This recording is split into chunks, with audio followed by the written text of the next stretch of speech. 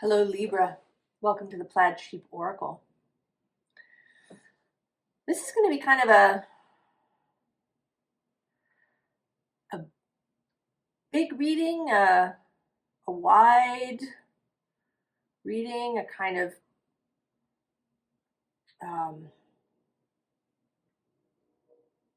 long range life story, life purpose kind of reading. I wondered if it was collective, but I think that more that it's about the collective Libra energy. So if you are attracted here to this reading, then it is for you, regardless of your Libra placements. Today, as I record this, Mars and Pluto perfected their opposition in the wee hours of this morning. Then they're going to continue. They're moving apart now. Mars is headed back into Cancer. And Pluto is continuing forward into Aquarius. And then they will meet again for the third and last time on April 26, 27. Now, I pulled some cards for myself this morning about this transit. And what came out made me go look. And Venus, by the time this happened, had already moved into Pisces, where she is exalted, an honored guest. And in that moment, she was at 0 degrees Pisces, so she was semi-sextile Pluto and quincunx Mars.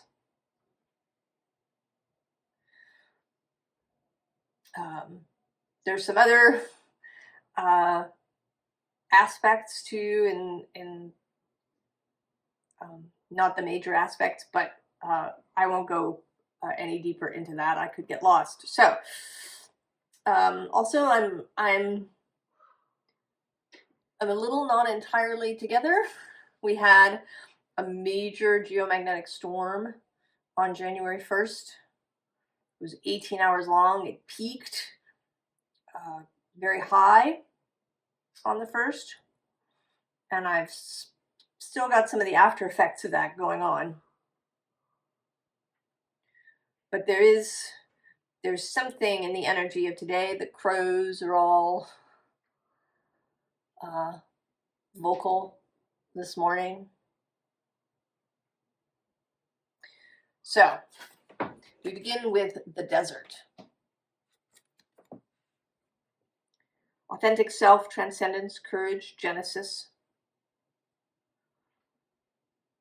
Time spent without distraction. But also the sense that this space, I don't know, is a kind of desert that we're passing through. A place of potential. We may not see it.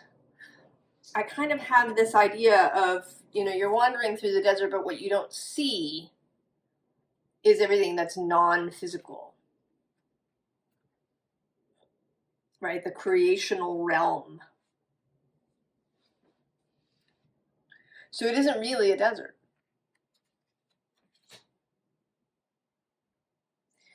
The visible underlying is move with grace. Optimized light, inner and outer forgiveness.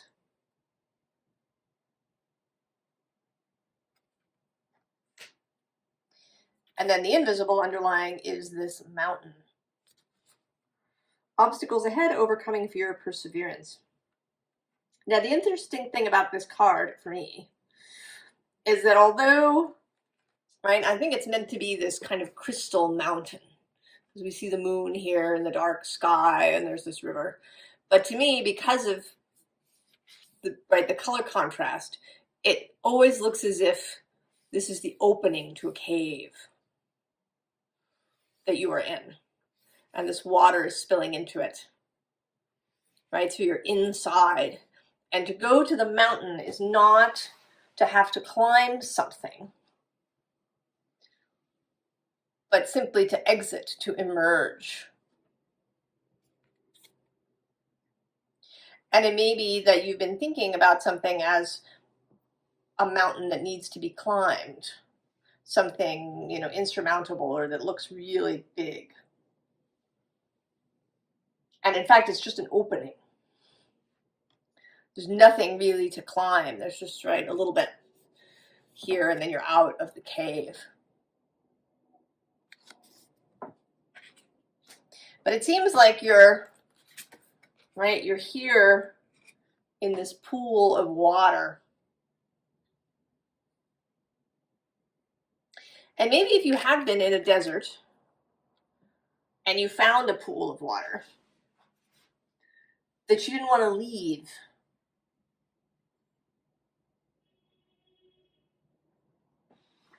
you just wanted to stay there.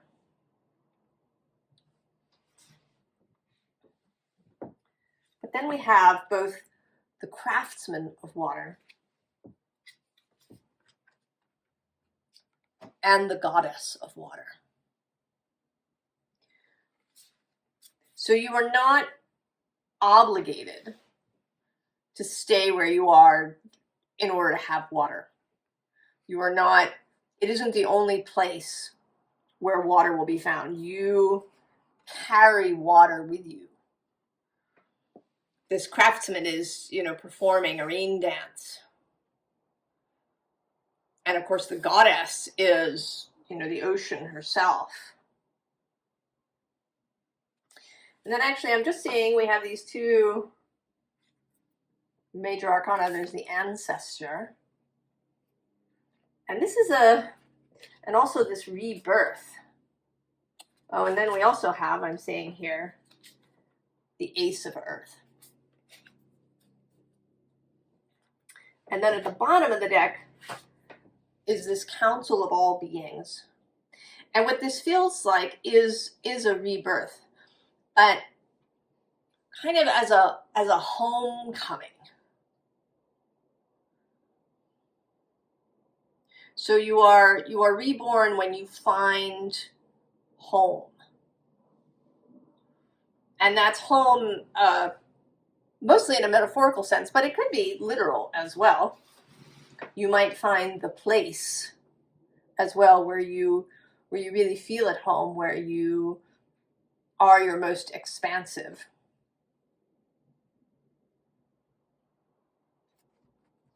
It's true that wherever you go, you take yourself with you.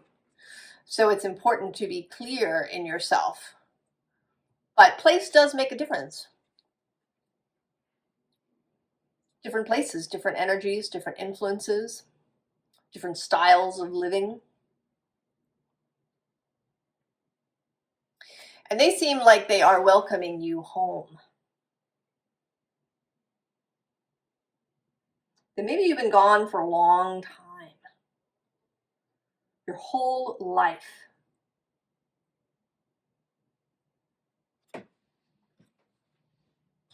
You've been gone on this journey through the desert.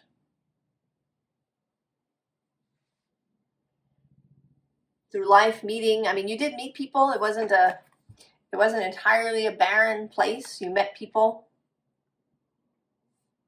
did things, had experiences, learned stuff. And now there is this coming home.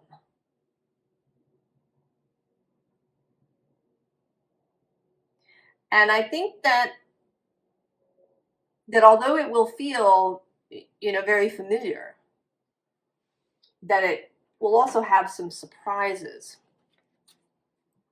So the Five of Fire, in this deck, it's a very welcoming sort of energy. Like a summer day. And you come home.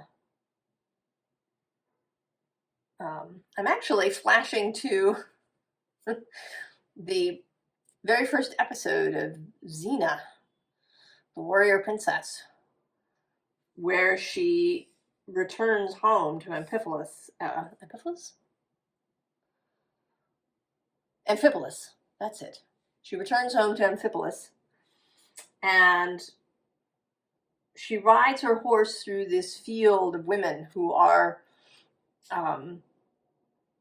you know, they're doing something in the field. I don't know if they're harvesting, they're collecting, but they're working in the field, and they're singing.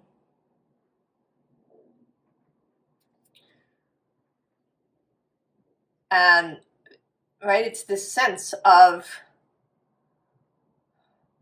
being in the right place, of recognizing it, right, of the song really feeling like homecoming. And then we have healing in this group. And I think this is both in a spiritual sense, that as you come home to knowing who you are, to your natural state of being, where you're not moving from fear.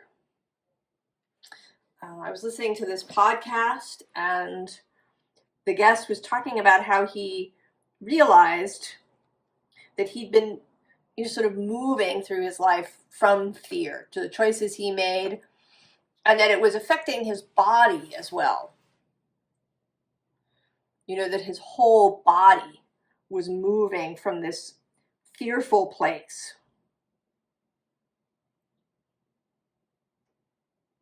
And you're finding your way out of that as you climb out through the hole. And then you can meet a kind of even another level, another aspect of healing that happens in community. So your time in the desert, the time spent alone, in introspection, in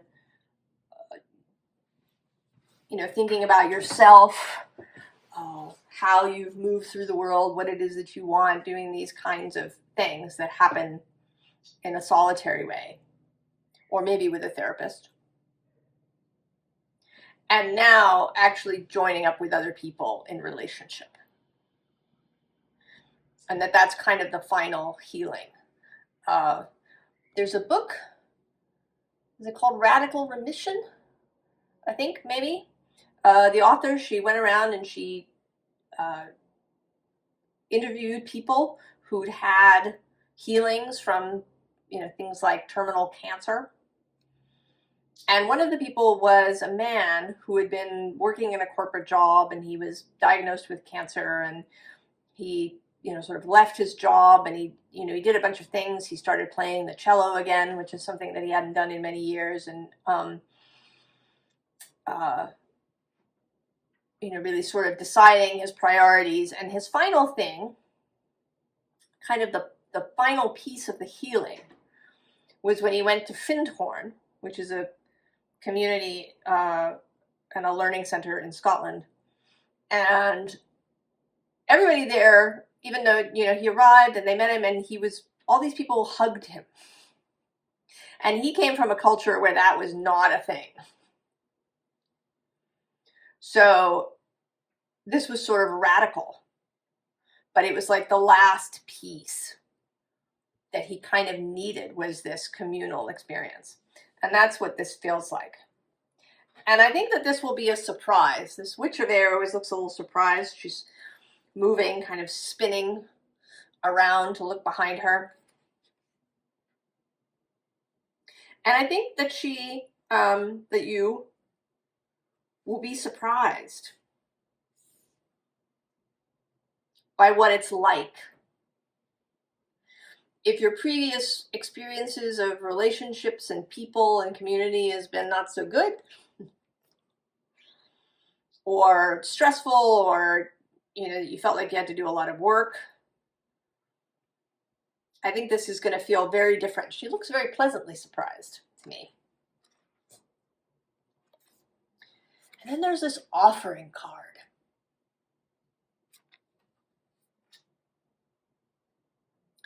And maybe there is some ritual that you intend to perform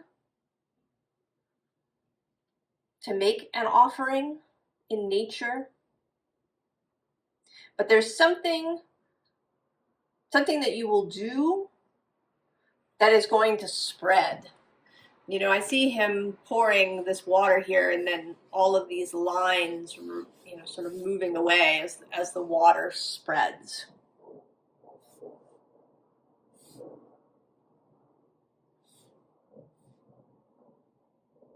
And it may be that whatever this is kind of seals your place in the community.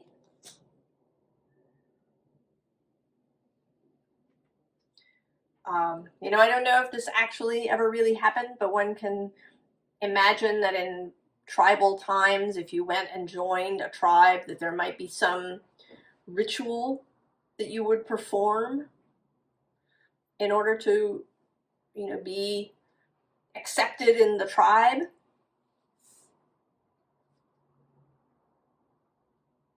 And this is like that. And I don't know what it is. I don't have any sense of what sort of event or thing it could be. I think it's, you know, so many different things.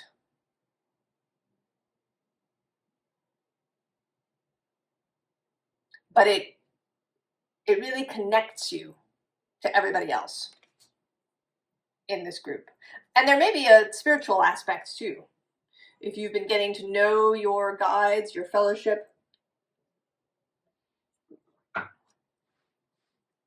then maybe there is something, some ritual that you perform that also really strengthens that relationship.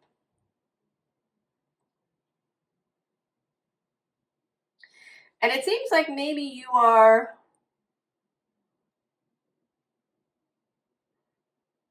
I don't know, you're maybe a little, I don't want to say reluctant, but I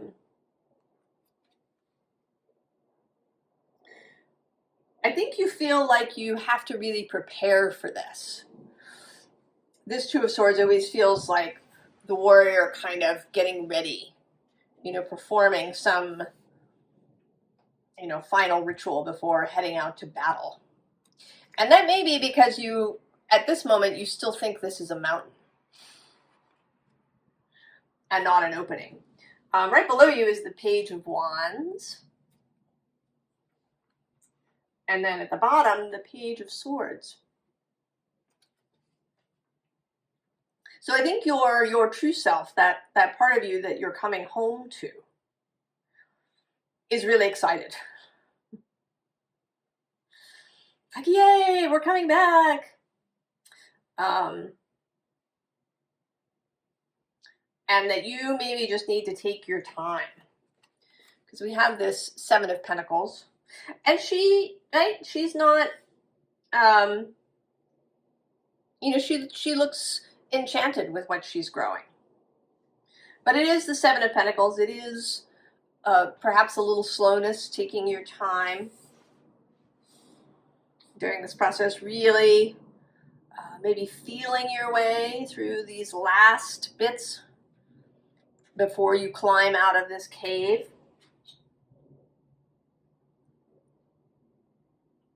Because I think you know that things will not be the same.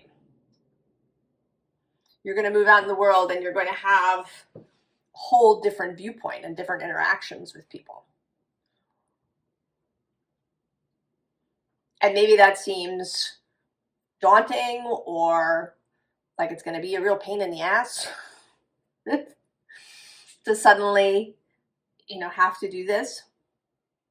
But I think that's the old, right? That's the old thinking. That's seeing this as the mountain.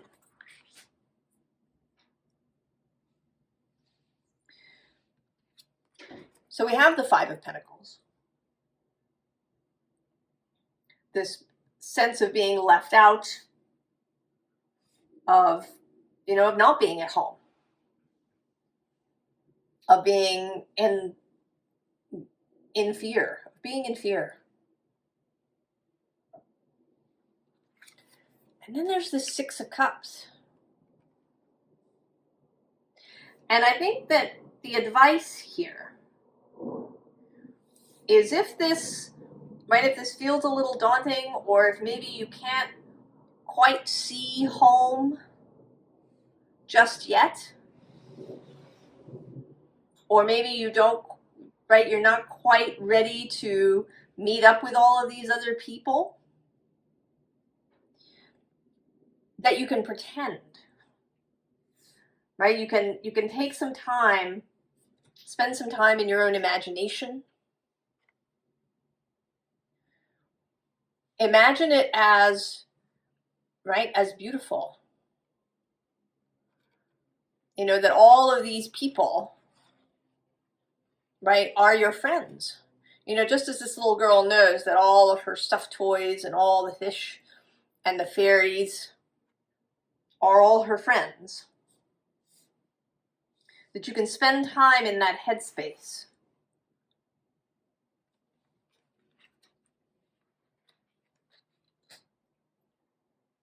Let that become kind of the normal place where your mind goes.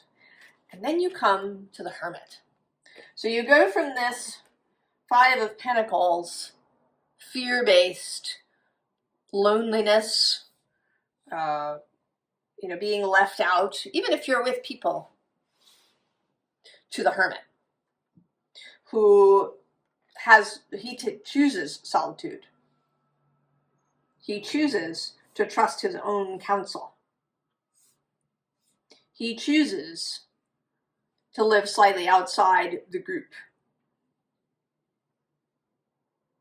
You know, and it may be that these people, and it could even just be one person, right? It doesn't have to be that you suddenly meet up with, you know, a dozen people.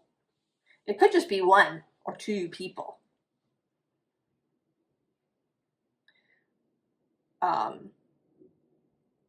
That they're kind of, you know, they sort of don't fall into the Hermit's no zone.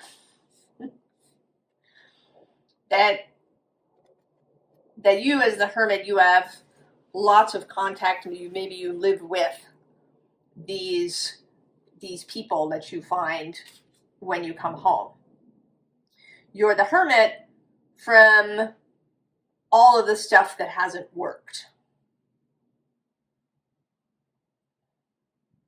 You know, the reading that I did this morning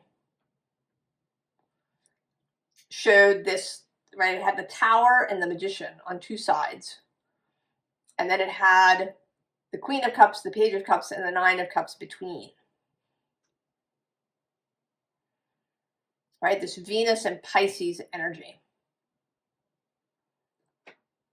Actually, the underlying was Judgment. So there is this offering of an ending, of a transformation, of a new going forward. And that there's going to be some, right, there's going to be some destruction in the Tower. And then there will be creation with the Magician. And there's all these beautiful water cards in the middle. So love, imagination, dreams, intuition, emotional maturity, you know, really knowing how to work with your emotions, how to enjoy them, how to love them, how to dance with them.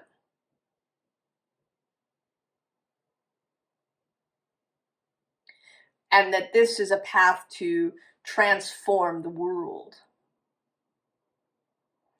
This Mars-Pluto opposition is a major opening among all the others that we're having.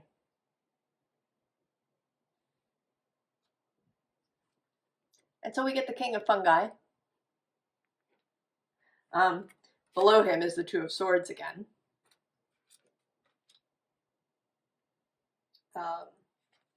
But the Three of Pentacles, the Three of Fungi, this working together, right? None of us are alone. We may have, you know, one or two others in our little tribe, or there could be a dozen. Right. And then we have the Chariot, right? These two images of reaching, of, you know, they're sort of, it's very triumphant. And he looks, you know, he sort of looks very Mars-like here with his helmet. And this charioteer could be Pluto.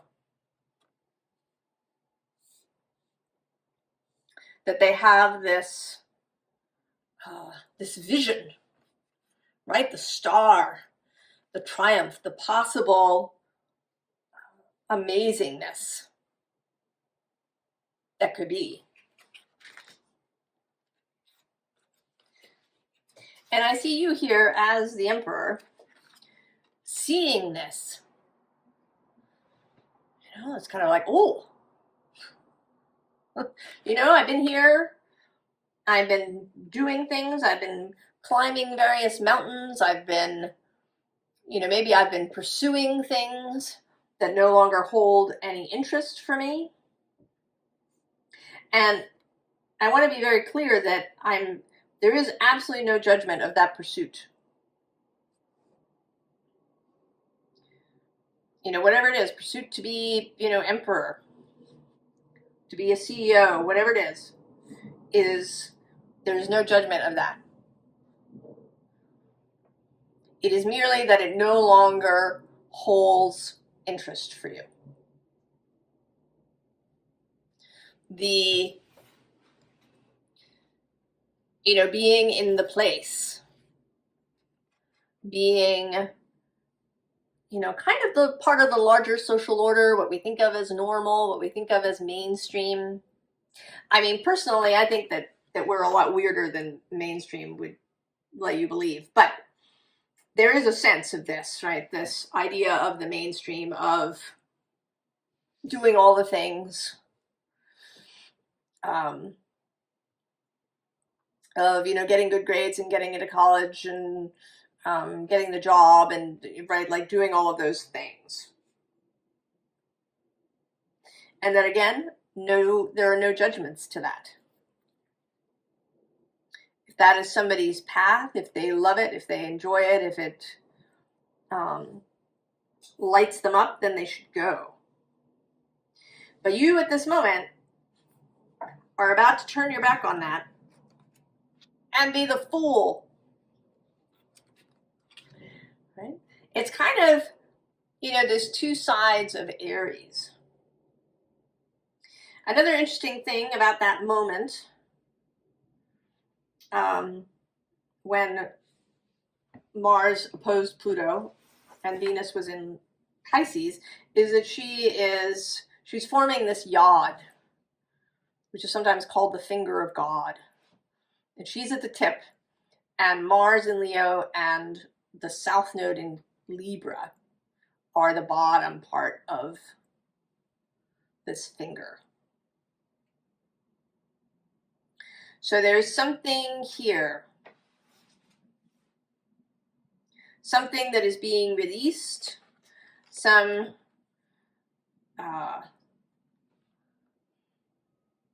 maybe an inability to take action, maybe not knowing where to take the action, and now you know. Maybe being stuck very much in sort of shadowy Libra aspects. Because for me, both the Emperor and the Fool are Aries energy. They're kind of the two sides. The Fool is also associated with Uranus.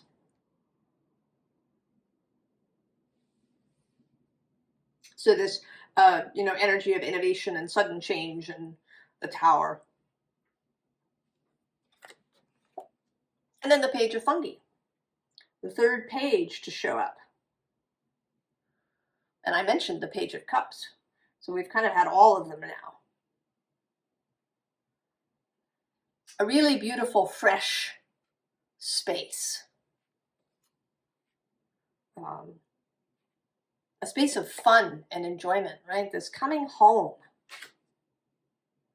That if you've been If you've been maybe avoiding the home, if you've been sort of taking a little step in and pulling back, I think now you're gonna come to rest in it.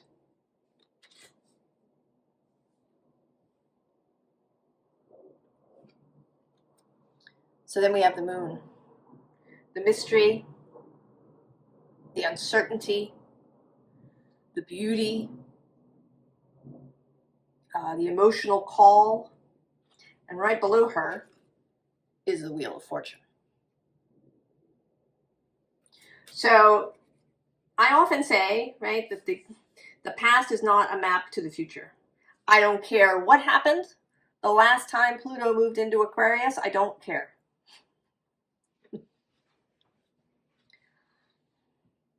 That series of events or that type of event does not have to repeat. Yes, there is sort of an energy, a kind of thematic thing to Pluto in Aquarius, but it does not have to play out as it did before. Many things are different. We are at certainly a kind of a major turning point with the outer planets moving signs all together. And I'm not going to talk about the last time that happened because I don't care, right? I know that the possibility is open. The Fool does not care what happened before. Neither does the Page of Funky. Fresh, open, beginner's mind.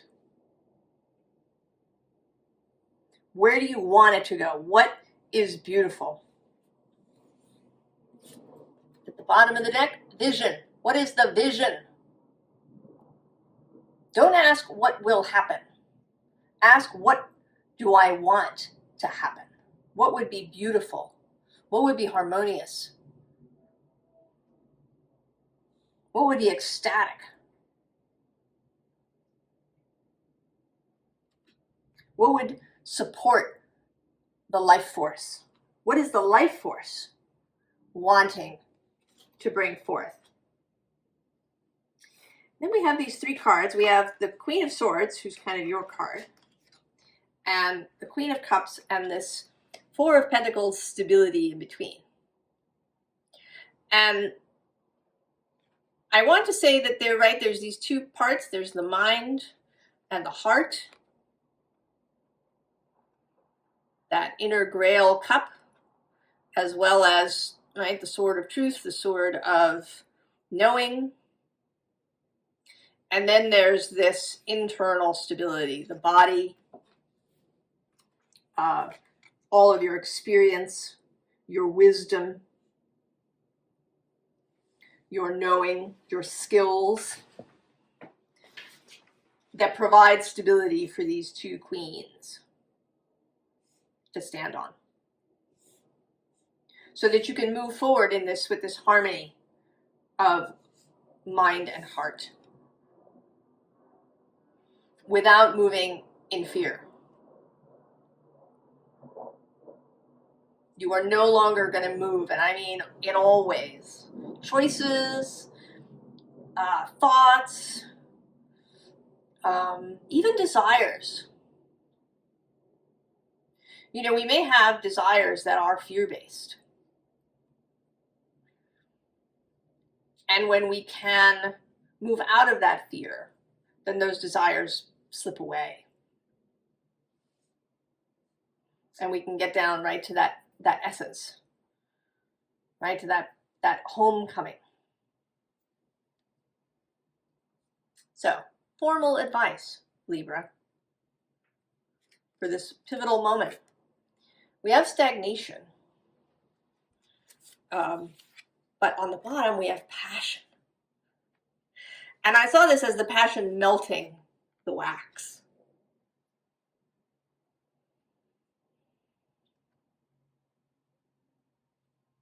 That is, right, this real heart-based right? What you find when you come home is this passion for your life. And it may be that it opens some new individual passion for a profession or some sort of undertaking. But I'm concerned with simply passionate living, really enjoying life, finding pleasure in life. I don't think that we do. Or in little moments, but not across the board. Passionate living, right, will melt the stagnation. Right? There's the scarcity, that 5 of Pentacles energy. But facing that, the possibilities. It's like you're here and you're, the key, right? There's a bee here with this key that the bee is trying to show you, and there's this, possibilities person behind you. Turn around. Okay? Turn around.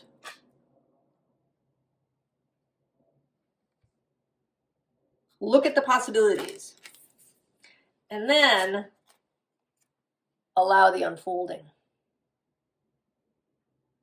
Another aspect of moving from the Emperor to the Fool is giving up a lot of control or desire for control, because control is mostly illusory.